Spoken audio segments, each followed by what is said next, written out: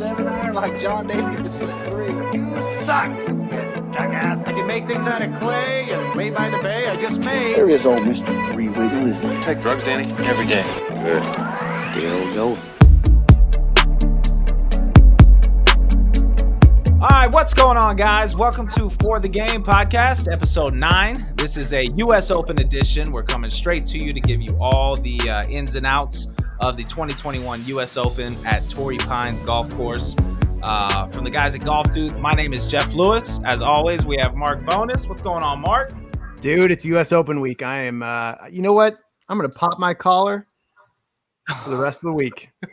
Nice, man. That makes it official. Absolutely. I love That's it. right. Also with Brandon Fletcher. How you doing, B? What's happening, What's bud? going on, fellas? I can't wait. I'm with Mark too. I'm going to keep my collar down though. I'm going to let him have that. It's okay. Yeah, well, you have the top button, so you're looking official as well. Don't worry. Okay. Well, yeah, 2021 U.S. Open. So what we're going to do is we're coming at you 3 times this weekend, kind of abbreviated podcast. We're going to give you a preview right now of the course, the players, a brief history on the U.S. Open itself, and some of the events at Torrey Pines.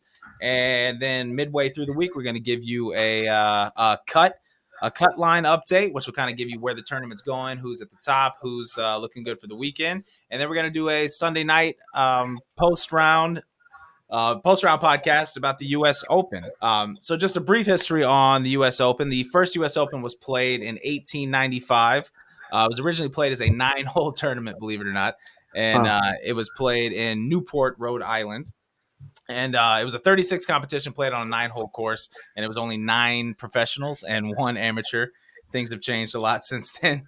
It's the only major that is actually an official PGA event and also an official European Tour event.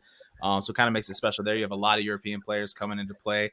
And it also has the largest purse, believe it or not, of any major. $12.5 million is going to the winners. We're going to just quickly go back and look at the 2020 U.S. Open and just kind of look at who won, what type of player it takes to win a U.S. Open.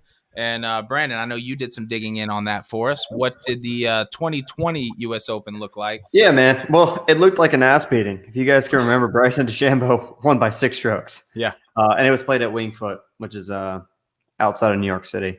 Thick rough. It's U.S. Open is one of my favorite tournaments actually of the whole year, just because it takes a well-rounded player. It's really not just Bryson. So we think back to Bryson just smashing the golf ball, hitting bombs, as Phil would call 350 yards. It really wasn't just that. It was a lot of strokes around the green that saved him. And there was a cool fact that I pulled up here.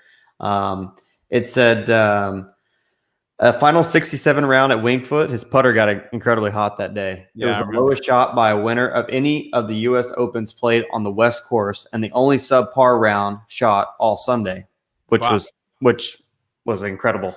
So he really did run away with it, shooting the only subpar round of the day. Oh, yeah, he did. Matthew Wolff was second place at even, and then Louis Oosthuizen was 2 over. I can remember watching that thinking, holy crap, dude, this is an ass beating. And I remember almost wanting to turn it off just because of the mere fact that it was not a tournament. Besides the fact that it had been completely disrespectful to turn off the U.S. Open. That's the beautiful thing about the U.S. Open is it's set up by the USGA, right? So they're trying to make it the most difficult course that it can possibly be. So they're going to grow that rough out. They're going to make the greens firm and fast. They're going to try to expose any weakness in any player. And oftentimes you'll see, I mean, I think Brooks Koepka won it by like 16 under one year and then came back and won it again the next year +1. Right. So I think they don't want it to be that 16 under. I bet you last year was probably a little bit too under par than where they'd like to see it. I wouldn't be surprised. And based on everything that I'm seeing, that Torrey Pines is going to be playing really, really difficult. And I wouldn't be surprised to see even or 1 or 2 over win the whole tournament. For sure, man. Yeah, for sure. I mean, look, I actually had the privilege when I graduated high school in 2012. I think we've even talked about this in the pod. My dad took me up to Olympic Club, and it was in Daly City, which is outside of San Francisco. And Webb Simpson won it that year, and I believe it was 2 over, which I think was amazing. Wow. And I got to walk through some of that rough, dude. And to hit a golf ball out of that, I can't imagine, because your foot literally sinks down, and your ankles are just deep. And how they create that rough is just incredible. And like you just said, Mark, literally Torrey Pines is going to be the exact same way, right off the coast of California. Super thick rough. that They've been coastal, growing it out too. I mean, they've been showing videos from Torrey Pines just dropping balls, and literally from almost waist high, they were dropping balls and they were gone. I mean, you couldn't even see them yeah, anymore. Poana grass is notorious for grabbing your club, for Yeah. growing thick and high, and you see that all across the coast of California. It's gonna be a challenge for sure. I'm excited. I've almost got to the point where I Uh-oh. almost look forward to the U.S. Open, and I'm going to get some hate on this, just as, if not just as much as the Masters, for the exact reason. I really do get tired of watching these players shooting 11 to 12 under par Right. and winning and winning the Masters. I really do. I'm a huge Jordan Spieth fan. I got super tired of him. I think he was even at 19 under at one point when he beat Justin Rose. I'm not kidding. Well, And it's so, interesting too because I mean, we see what happened in 2020, and it was a runaway. And like we said, this year I think it's going to be a lot different, and I think it's going to be a lot different because of the location they're playing. There's going to be some wind involved. There's going to be some super high rough involved. Some of the fairways at Torrey Pines, Brendan and I have been there a couple times, and some of the fairways are so thin. I remember we were walking. Some of the oceanside fairways we're talking 40 steps across. I mean 20 paces almost. It's pretty thin out there. So you got two things that are going to be getting the players in trouble this week. The greens, it's a heat wave coming through California. So these greens are going to. I don't want to hear a heat wave. Oh, well, I don't want to hear it. Is. Dude, are you kidding me? It was like 104 yesterday. Okay. It's hot out here. But yeah, heat waves coming through. It's going to dry up, firm up those greens, something awful, and it's going to be running out there. And then number two, they've been letting that rough grow for the past 3 weeks, and it is thick. And like Mark just said, it's going to be grabbing clubs out there. It's going to be making any wayward tee shots that much more penalized. So it's going to be tough. But Torrey Pines, just a real quick history on Torrey Pines. It was designed by William F. Bell and William P. Bell, father and son duo. And it was opened in 1957, 64 years ago. And this was interesting. It was actually built on the site of an old U.S. Army artillery training installation. And it was opened during World War II. The U.S. Army came and leased that amount of land for about 2 years. And once World War II ended, they sold it back to the city of San Diego. And they had this huge piece of land out by the ocean. And they thought, let's open it up. Let's do a public golf course. And as Mark pointed out to me earlier, I can't play Torrey Pines for $40. But if you live in San Diego, it is the nicest public golf course that you can play for $40. I would say anywhere in the world. It's an amazing municipal golf course right in San Diego in La Jolla, California, just south of the Torrey Pines State Reserve. Beautiful course. It's unbelievable. And it's going to give the players a lot of trouble this week, guys. Jeff, you want to make a last minute ditch down there? That's so bad. I entered a giveaway today. I find out. Well, I was supposed to find out 7 minutes ago if I won tickets. That doesn't look good. So this is kind of interesting. The course is broken up, and every single year they do the Farmers Insurance Championship there.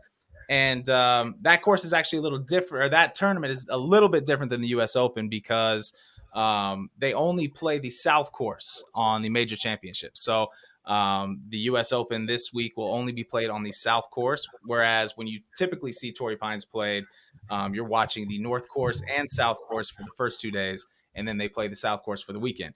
But not in the U.S. Open format. So we'll only be seeing the South course this week, which, as Mark pointed out, could be trouble for players who typically do well at the Farmers. I mean, you had Patrick Reed that just won, and people say that he played well there.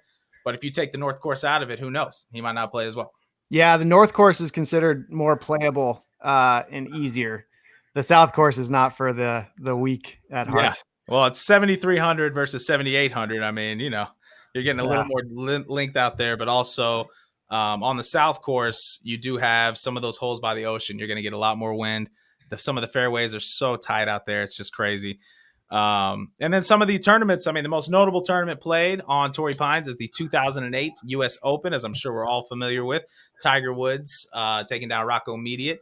And the last Monday playoff that there ever was at the U.S. Open, they switched that in 2017 to now a 2-hole playoff.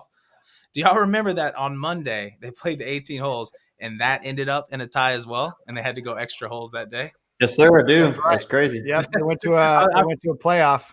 Totally, man. What are the odds of that? You're playing Tiger Woods full 18 and you tie him. That's unbelievable Well, especially when Tiger was obviously the number one. Rocco was like 150th in the world golf rankings. right. Had no business being there and just, played the best that he possibly could play. And meanwhile, Tiger's over here on a broken leg and he's, getting pushed to a full 18-hole playoff and then a sudden death after that. Yeah, it was one of the greats. So fun fact as we're talking about the 2008 U.S. Open, that was Dustin Johnson's first attempt at playing the U.S. Open. Really? Wow. So Tiger Woods is old is what we're saying. He's and no longer playing, which sucks, by the way. But man, Torrey Pines is going to give him some trouble out there. So I know, Mark, you dug into some of the odds. Who's going to play well?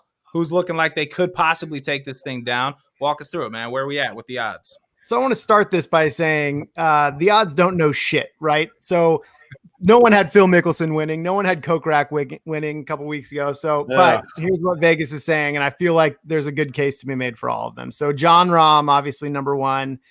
He's like a 9.5 to 1 favorite. Behind him is Dustin Johnson at 15 to 1. Bryson there at 16 to 1. Brooks 18 to 1. Rory McIlroy 18 to 1. Xander there at 18 to 1. And then rounding it out with the top 7 is Colin at 19 to 1. I definitely have some issues with some of this stuff. And sorry, Brandon, just for you, Jordan is number 8, 21 to 1. He appreciates that. He appreciates Yeah. I was wondering where he was. I kept on expecting to call his name. I was wondering where it was coming out. I'll round out the top 10. So Justin Thomas is 9 at 23 to 1. And then Patrick Cantlay is 24. Good old Pat. Like that guy. Yeah, I mean, he's been playing well. I mean, and he's a good driver of the golf ball. And like we said, I mean, at Torrey Pines and at U.S. Opens, you have to be a good driver of the golf ball. Who's some sleepers? I mean, who's not on that list that you guys seeing could go the distance or could play well here? Man, I'm excited about this. I've got 2 dark horses. Okay. I've got Paul Casey, an incredible driver of the golf ball. And I'm looking back at he got 4th at the PGA. He got 5th at the Players this year. He's always knocking on the door. He's got in total, he's got 5 top 10s and 14 majors. And then my other dark horse is Tony Finau. Yeah. Not many people talk about Tony Finau. Yeah. He's notoriously played well. And then my winner is Xander. San Diego boy who lives there, is from there, played school there. I think he's knocked on the door plenty of times, and it's going to finally open up for him. I like that, man. Well, dude, if you're moving into it, let's move into our picks. I mean, if Brandon's going with Xander, I like that pick. Like you said, hometown kid. Tony Finau, also a good dark horse. He's also a hometown kid, played these courses a lot. I'm going with an extremely surprising pick. If you've been following us, it's somebody that I've never picked before, except for almost every other tournament. Oh, I saw him today at a press conference. And this dude, okay, he just had a look to him, all right? And it could have been the fact that Nike put him in the dopest quarter zip I've ever seen, and his shoes were just absolutely on fire from Nike. But Rory McIlroy is walking around Torrey Pines right now, looking like a champion already. That's my pick, Rory McIlroy. I like Rory. So obviously 2011 winner. Yep. He's got 12 starts in the U.S. Open, 5 top 10s, but he's also missed 5 cuts. That's true.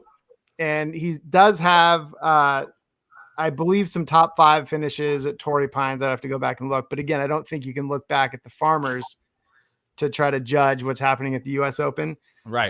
But I mean, Rory's great. I think that's a great pick. He's just been so awful in the first round, honestly. And he was talking about it today at a presser. I mean, his first rounds, his last, I think it was 6 majors, are all above 74. I mean, it was like 78, 80, 76. I mean, he gets off to a +4, +6 start. And then ends up, a top 10, or that was the only time that I've ever picked a winner on the podcast here was Rory McIlroy. And at the time I picked him, he was 17th. And it was, I said it was a charity. I said I was giving my pick away. He comes back and plays Friday, Saturday, and Sunday incredibly. If he can just cut out that Thursday, man, that's a good pick. Who you got, Mark? What do you think? Patrick Reed. No, I'm just fucking with you. I would have stopped the podcast immediately. So I really like the Tony Finau pick. I think that's a really good pick. Honestly, I've been going back and forth with a few different picks. and I hate to do this because it's America's national championship is what the US Open is, right? So I only want to see an American win, but Right. But I'm going to go ahead and pick Justin Rose. I think Justin Rose is not only a good pick, he's also a sleeper, and I don't think anybody else is going to pick him. And he's at 47-1 odds. But obviously, he won the U.S. Open in 2013. He won in Torrey Pines in 2019. He's got 5 top 10s at U.S. Opens, and 2 of the last 3 years he's been in the top 10. So I kind of like Justin Rose here. I think he has the chops to do it. I don't want to see. I want to see an American win because it's our tournament. It's not the Open. It's the U.S. Open. Right. But I'm going to go with him only for this bet. I want to talk a little bit about Bryson, though, because and honestly, I want to talk about Bryson and Brooks. So I'm just going to do that. Yeah, go. Bryson, look, I think Bryson, I don't think this course is set up for him. Bryson's missing like 50% of the fairways. He's bombing it for sure. But if he bombs it and misses 50% of the fairways and gets in that rough, I mean, he's definitely got the muscle to get through it, but Poana doesn't mess around. I mean, Poana is a club grabbing son of a bitch. And I don't think he's going to find himself enjoying his time in that rough. I mean, I agree, man. I mean, look, but the only thing that, that's what should have happened last year. And so it is interesting. I mean, if he can kind of scramble like he did last year, like Brandon said, I mean, he was number 1 in strokes gained around the green. I mean, if he can somehow master his short game to, I think the last round, I think he had, I forget, I think it was 10 1-putts, something like that. I mean, if he can find that magic again, sometimes just getting it past all the trees, that's all you need to do. But I'm with you. He shouldn't 100%. be. I mean, this format shouldn't be set up for him for sure. The only difference is this Poana grass. I'm not messing around. Like this stuff is a grabby bitch. And like, I could just see him. He's definitely going to bomb it past a lot of trouble, trees, traps, and all that stuff, and put himself in a good position. If he can keep it in the fairway, I think he'll get on his short game. Absolutely. I mean, everything has to be perfect, right? Right. But if he's in that fairway, if he's in that rough too much, I just have a feeling it's not going to turn out well for him. But you're right. He could certainly, if he gets lucky, he could chip out and make some scores. And then with Brooks, I honestly think both actually Brooks and Bryson are suffering with this. They're getting asked a ton of questions about their rivalry, and I'm here for it. I love every freaking question that comes in. Brooks looks so uncomfortable. Bryson looks like he's actually having a lot of fun with it. But he also has been told, I think, by people around him, like, hey man, just pretend like it's a lot of fun. Like you're having fun with it. Like you don't really care. And I think Bryson's probably more on that. I think Brooks is a little more annoyed by this whole situation. And normally I would say he would use that to like, get out there and play really well, but I honestly think it's getting in his head a little bit. So, well, I saw a video of him today, and he was walking up. I mean, completely separate from the beef, which I agree with you. I think is getting into his head. He said today that he thought it was good for the game, and he likes it, and he's all about it, and he's here for it. But I'm kind of with you. I mean, some of Bryson's clapbacks have been pretty good, and the living rent free thing, I think, might hold a little more truth than he might want to believe. But I also saw where he was walking up a flight of stairs, and man, oh man, he looked like he was in some absolute serious pain. I mean, he couldn't bend his knee walking up those stairs. So I don't know what state his health is in, and I don't know what state his mental health is in. So it might be a tough U.S. Open for Brooks, and especially the amount of lower body strength you need to kind of hack through some of that grass. I don't know if he's going to be able to have it. And the undulation of the course, walking it 4 days in a row, I think Brooks is going to have a really tough time this week. Yeah. You're right. That's a good point. He's not healthy. I can't wait, man. I freaking can't wait. This is the best week. So you were asking earlier about like where this ranks in terms of majors and stuff. And the Masters is the Masters. I love the Masters, but I love the US Open because it's our country's major. It's our national championship. Yes. I freaking love the US Open. I love that it's at Torrey Pines. It's one of the greatest looking courses. San Diego is the most beautiful area in the world. I don't care what people say. Like Hawaii is obviously nice. And there's some nice spots on the East Coast or whatever, but nothing holds a freaking candle to San Diego. I mean, it's put there by God himself. And Torrey Pines was the golf course designed perfectly for that location. This is, I mean, and we've seen the magic at Torrey Pines during the US Open before. I love all of it. By the way, Dustin Johnson's going to win.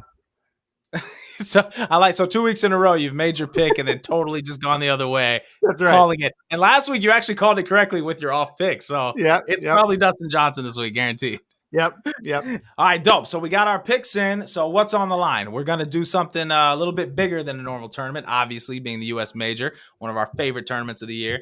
Normally we're throwing $10 into a pool that's running week by week and kind of building up. And we do have a pretty big amount in the pool.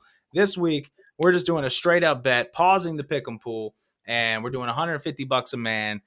All three of us made our picks. Hopefully one of us hits the jackpot and we can collect up big time and then, buy the other people drinks, I guess. I don't know. Is that what we're doing with it? What are we doing with it? Yeah.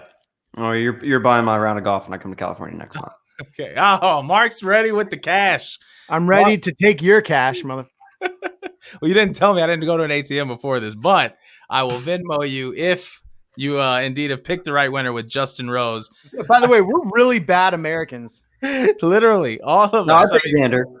Brandon's the only one repping the red, white, and blue. But all right, so we got $150 a man on the line. Winner takes all. It's going to be an exciting weekend. Like we said, on Saturday night, we're going to come to you guys and give you a kind of in the cut type of podcast, just letting you know where the tournament's progressing to, where the cut line is, who's been cut, and how our picks are doing, and if anyone even has a chance at winning the other $300 that's put up by the other two here.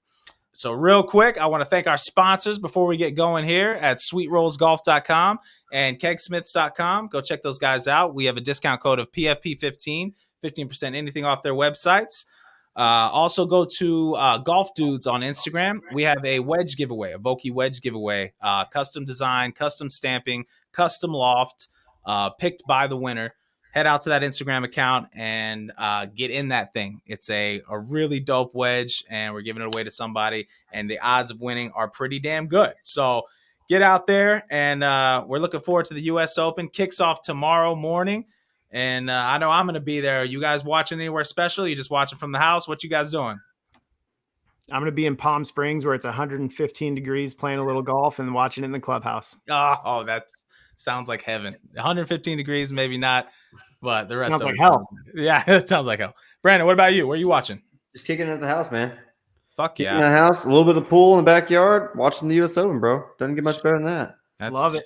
That's it, man. And I'm saying I don't have a pool in the backyard, but I'll be dreaming about your pool watching it here at the house. So Yeah. Well, stick with us, guys. Saturday night, we'll be back giving you a little bit more updates on where the tournament is. And Sunday, a post-round recap. And we're ready. U.S. Open, Torrey Pines. Let's go. See you there. Cheers, guys. See you guys. Cheers, man.